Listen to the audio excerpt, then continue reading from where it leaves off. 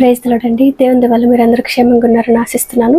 ఇప్పటి వరకు మనం మత్తయి సువార్త 18వ అధ్యాయము మొదటి 6 వచనాలు చదువుకున్నాం కదండి. ఇవాళ మిగిలిన కొన్ని వచనాలు చదువుకునే ముందు ఒక చిన్న ప్రేయర్ చేసుకుందామండి. మహాపరిశుద్ధుడైన యేసయ్య నీకు వందనాలు తండ్రి. నాయన యేసయ్య ఇంతవరకు మమ్మల్ని సజీవ లెక్కలో పెట్టేసయ్యా. నేను నీ గురించి మాట్లాడుకునే అవకాశం ఇచ్చినందుకు నీకే వందనాలు తండ్రి యేసయ్య.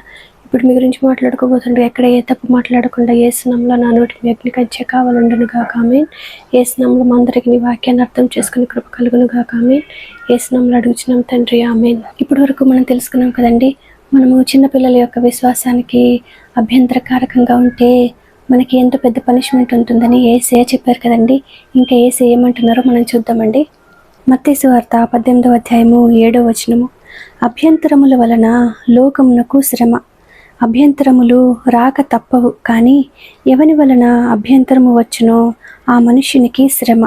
కాగా నీ చెయ్యి అయినను నీ పాదమైనను నిన్ను అభ్యంతరపరచిన ఎడల దానిని నరికి నీ యొద్ద నుండి పారవేయుము.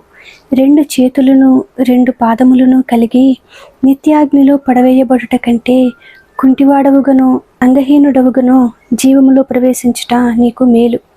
నీ కన్ను నిన్ను అభ్యంతరపరచిన ఎడల దాని పెరికి నీ యొద్ద నుండి పారవేయుము. 2 కన్నులు కలిగి అగ్నిగల నరకములో పడవేయబడుట కంటే 1 కన్ను కలిగి జీవములో ప్రవేశించుట నీకు మేలు. ఇప్పటి వరకు యేసయ్య చిన్నపిల్లల యొక్క విశ్వాసానికి అభ్యంతరకారకంగా ఎవరుంటారో వారికి ఎంతో పెద్ద పనిష్మెంట్ ఉంటుందని చెప్పారు కదండి. ఇప్పుడు యేసయ్య ఏమని చెప్తున్నారండి? అభ్యంతరములు ఎవరి వలన కలుగుతున్నాయో వారి వలన వారికి మాత్రమే కాదు, కానీ లోకానికి కూడా శ్రమ కలుగుతుందని యేసయ్య చెప్తున్నారు కదండి. అదేవిధంగా హిజ్కియా జీవితంలో కూడా జరిగింది కదండి. ఒకసారి హిజ్కియా చూపించిన విధేయతను బట్టి అతనితో పాటు అక్కడ ఉన్న ప్రజలందరూ కూడా ఆశీర్వదించబడ్డారు కదండి. అదేవిధంగా రెండోసారి హిజ్కియా చూపించిన విధేయతను బట్టి అతనితో పాటు అతని చుట్టుపక్కల ఉన్న ప్రజలందరూ కూడా ఆ పనిష్మెంట్ని ఫేస్ చేశారు కదండి.